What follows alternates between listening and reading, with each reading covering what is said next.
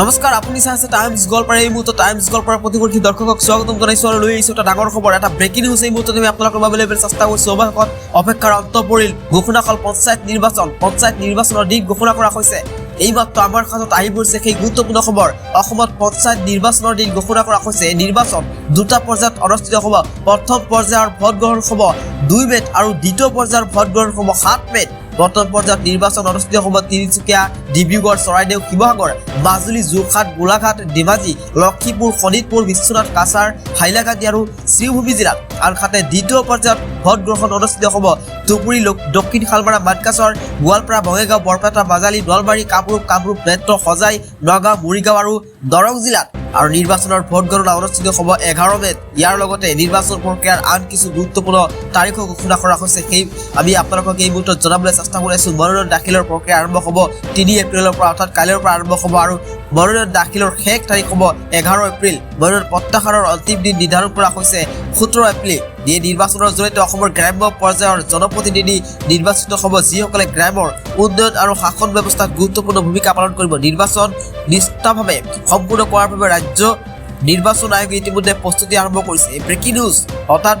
নিৰ্বাচন সম্পৰ্কীয় পঞ্চায়ত নিৰ্বাচন সম্পৰ্কীয় যিকোনো তথ্য আগতীয়াকৈ পাবলৈ আমাৰ পেজৰ লগত চকু ৰাখক আমাৰ চেনেলত চকু ৰাখক কাৰণ আমি প্ৰতিটো খবৰ আপোনালোকক আগতীয়াকৈ আগবঢ়াবলৈ চেষ্টা কৰিম পুনৰবাৰ আমি আপোনালোকক জনাই আছো যে দুটা পৰ্যায়ত ইলেকশ্যন পঞ্চায়ত নিৰ্বাচন অনুষ্ঠিত হ'ব প্ৰথম পৰ্যায়ত হ'ব আপোনাৰ ডিব্ৰুগড় তিনিচুকীয়া চৰাইদেউ শিৱসাগৰ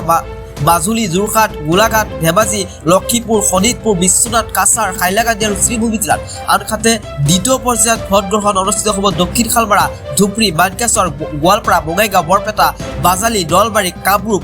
মেট্ৰ' হোজাই নগাঁও মৰিগাঁও আৰু দৰং জিলাত আমি পুনৰবাৰ আপোনালোকক জনাই আছো যে এটা খুবেই গুৰুত্বপূৰ্ণ খবৰ দুটা পৰ্যায়ত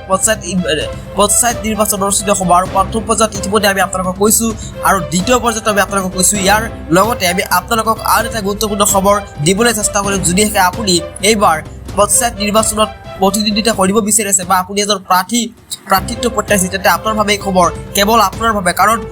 মনোনয়ন দাখিলৰ প্ৰক্ৰিয়া আৰম্ভ হ'ব 3 এপ্ৰিলৰ পৰা আৰু মনোনয়ন দাখিলৰ শেষ তাৰিখ হ'ব 11 এপ্ৰিল মনোনয়ন প্ৰত্যাহাৰৰ অন্তিম দিন নিৰ্ধাৰণ কৰা হৈছে 17 এপ্ৰিল কাণ নাক ডিঙি অৰ্থাৎ যিকোনো ইএনটি সমস্যাৰ সমাধানৰ বাবে 7 চিষ্টাৰ হস্পিটেলৰ ইএনটি বিশেষজ্ঞ ডক্টৰ প্ৰিয়ংকা দেৱবৰ্মা নাকেৰে তেজ ওলোৱা হঠাৎ কাণেৰে কমকৈ শুনা ডিঙি ফুলা অথবা বিষ মূৰ ঘূৰণি শিশুৰ সঘনাই চৰ্দি লগা মাইগ্ৰেনৰ সমস্যা ডিঙি বা মুখৰ গা আদি সকলো ধৰণৰ ইএনটি সমস্যাৰ সমাধানৰ লগতে উপলব্ধ হ'ব আন কিছুমান বিশেষ সুবিধা কাণ নাক ডিঙিৰ অস্ত্ৰোপচাৰৰ জৰিয়তে চিকিৎসা সেৱা প্ৰদান কৰা হয় ডক্টৰ প্ৰিয়ংকা দেৱবৰ্মাক আপুনি নিয়মীয়াকৈ লগ পাব ৰাতিপুৱা 10 বজাৰ পৰা আবেলি 4 বজালৈ গোৱালপাৰাৰ 7 চিষ্টাৰ হস্পিটেলত আগতীয়াকৈ নাম পঞ্জীয়নৰ বাবে স্ক্ৰীনত দিয়া নম্বৰত যোগাযোগ কৰক